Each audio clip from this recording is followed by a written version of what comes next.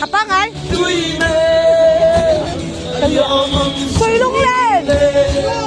Lăng can lẩu chim mừng. Rồi đi nè. Tuấn lên đi hết xe. Anh em tỏ mong xí luôn. Lên cái chài cần ngay đâu cần chài em. Lên cái chài cần ngay đâu cần ngay đâu.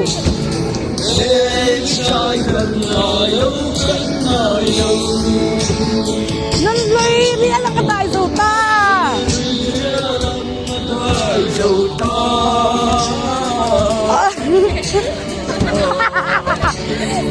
Anh sẽ không biết.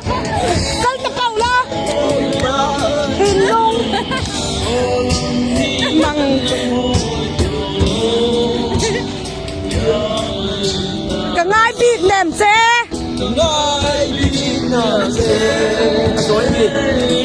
Music kan ipot.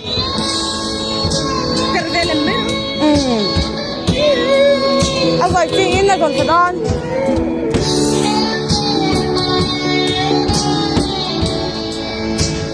Ui, tiểu lâu, đẹp quá nhỉ.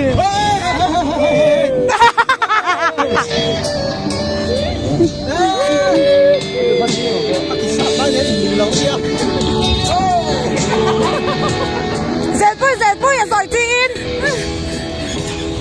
Đúng ạ. À giỏi chị in, xin mịt tôi nè. Nó lâu tiền hơn.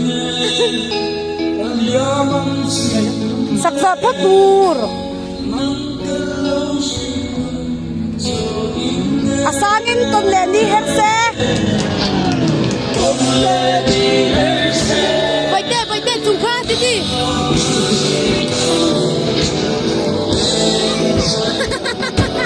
Anh dây để thấy được rồi.